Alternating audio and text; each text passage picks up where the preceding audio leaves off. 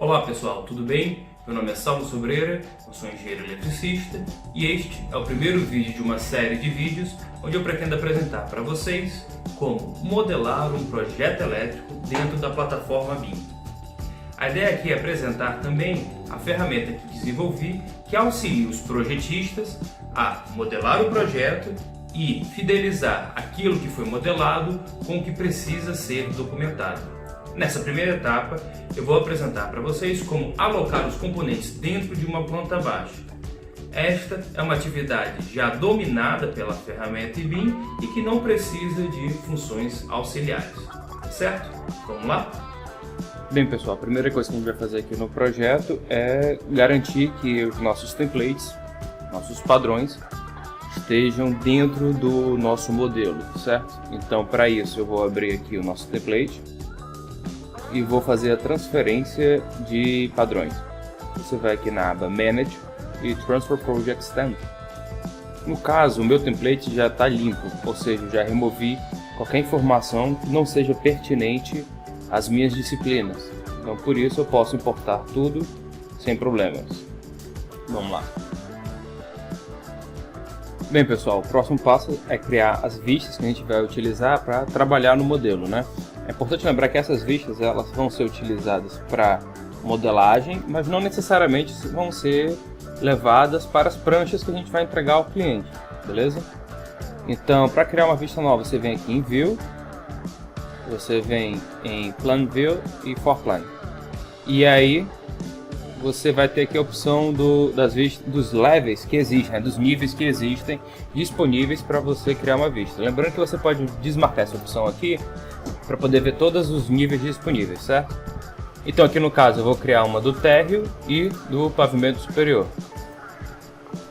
Então qual é a ideia? Você vem aqui, clica com o botão direito em cima da sua vista, manda aplicar propriedades do template, ou Apply Template Properties, e aí você escolhe o template padrão que você quer utilizar, certo? No final, a ideia é a gente ter uma vista similar a essa, onde os elementos que a gente vai trabalhar estão em destaque e os outros ficam em semitom. Aqui eu já implementei alguns interruptores que vamos utilizar, só que podemos fazer ainda a implementação das tomadas, certo? Para implementar uma tomada você vem aqui em Sistemas e você vai vir aqui em Device. Você vai ter uma lista. No nosso caso, nossas famílias elas são filtradas. Cada elemento dessa lista vem um atalhozinho ali do lado já registrado. Você tem o E1 para os elementos de elétrica, E4 para de comunicação, a gente utiliza o E2 para de iluminação e assim por diante, certo? São atalhos para facilitar a inserção desses elementos e componentes na nossa prancha. Então, vamos fazer aqui, por exemplo, um rack. Eu vou em E1, digito aqui tomadas de uso geral, vou pegar de uma extensão com módulo de 10 amperes e vou começar a instalá-los aqui na parede, certo? Observação, a gente pode simplesmente criar um aqui e copiá-lo para garantir que eles fiquem bem alinhados. Beleza? Se você quiser copiar mais de um ao mesmo tempo, você pode marcar essa opção para copiar múltiplas vezes. Então vou bem aqui e vou gerar meus elementos. Você pode alinhá-los, assumir um padrão. Beleza? Nesse caso eu vou colocar esse daqui como esses aqui da parte interna como tomada dupla.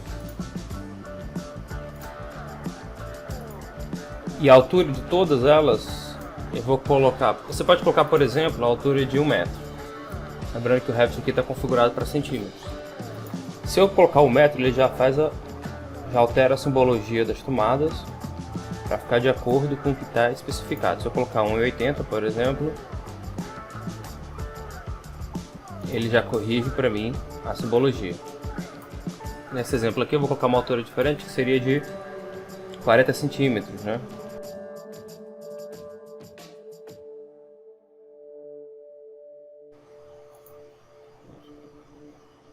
E deixo as tomadas do meu rack à disposição dos equipamentos que o cliente possa colocar. Então agora eu não tenho muita dificuldade, eu vou simplesmente inserir as tomadas.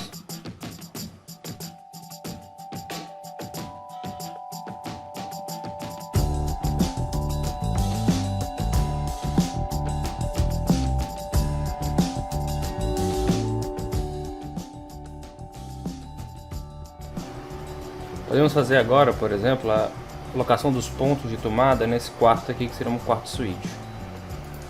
Primeiro a gente vai alocar aqui alguns pontos no rack de comunicação, que é onde vai ficar a televisão. Vamos alterar a altura do ponto para 40 centímetros acima do piso. Nesse caso não é uma altura convencional, tendo em vista que a altura convencional programada para essa família é de 30.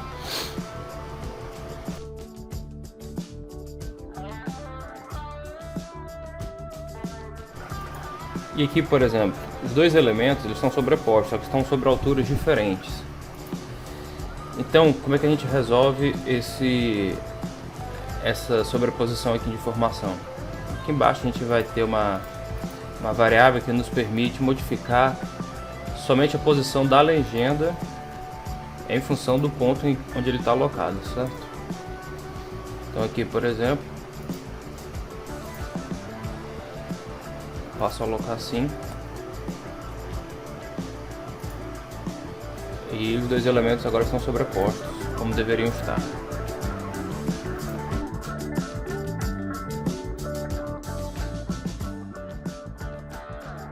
Bem pessoal, outro detalhe importante de verificar é a potência que estamos determinando para cada uma das tomadas, né? Por padrão, a potência de cada uma dos postos é de 100 VA. Lembrando que por norma, as potências em áreas molhadas como banheiro e cozinha deveria ser 600. Então eu fiz aqui a alteração. Quando eu for gerar o meu quadro de cargas, a potência dessas tomadas aqui será diferente já, beleza? Bem, a gente alocou já a maioria dos pontos da casa, do pavimento inferior da casa. Então a gente pode agora dar uma olhadinha no que seriam as tomadas de uso específico, né? Os pontos de uso específico agora, que seria o mais correto. Para isso a gente digita o mesmo atalho, E1, e pesquisamos aqui as tomadas, certo?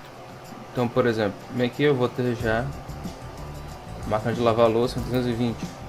A diferença principal aqui é o tamanho do módulo, certo? Que é de 20 amperes, pessoal. Para essas máquinas aqui. Você vê que aqui não é lavar louça, né? Seria lavar roupa. Então, vamos para a máquina de lavar roupa. Fazer a infraestrutura para uma máquina já de lavar e secar. Então, vamos deixar aqui com essa previsão, certo? O padrão já tem uma potênciazinha um pouco maior, a gente pode ver por aqui. É uma potência média das máquinas atuais do mercado. E a gente utiliza ela como referência na hora de fazer o cabeamento. E agora a gente pode ir para a cozinha. A cozinha são vários itens muito específicos, então vamos ter cuidado.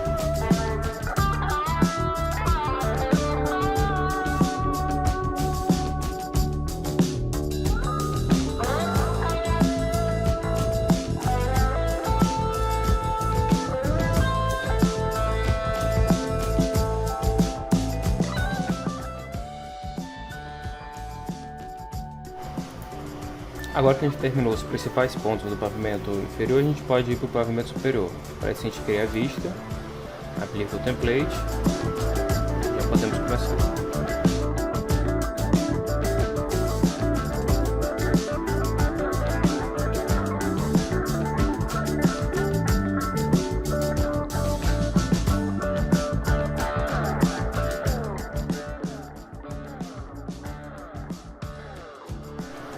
Bem pessoal, agora a gente já terminou de alocar os pontos elétricos, podemos alocar também os pontos de comunicação, né, e lógica. Nesse caso você pode vir aqui em sistemas, device, em communication. Vamos escolher aqui os nossos pontos de TV, de TV a cabo.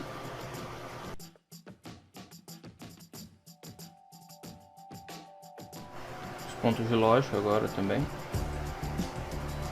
Vou usar aqui um RJ45, caixa 4x2.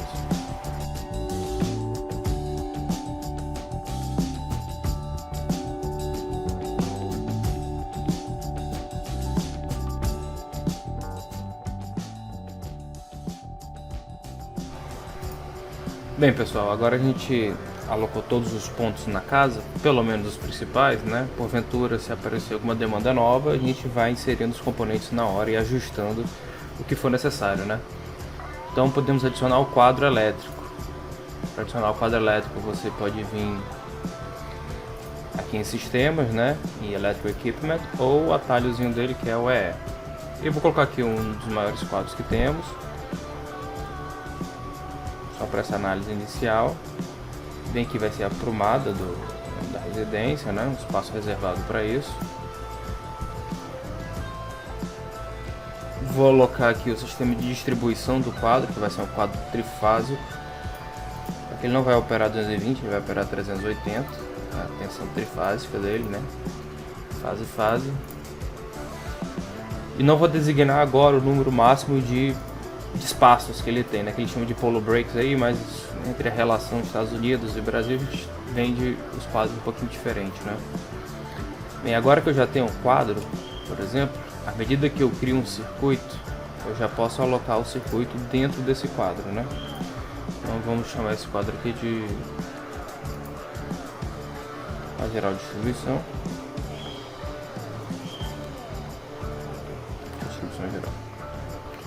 QDG da casa. E agora eu criar aqui já posso selecionar o QDG, certo? Bem pessoal, eu dei uma paradinha agora no vídeo, porque eu acho que a gente conseguiu concluir essa primeira etapa, que era de alocar os componentes dentro de uma planta baixa.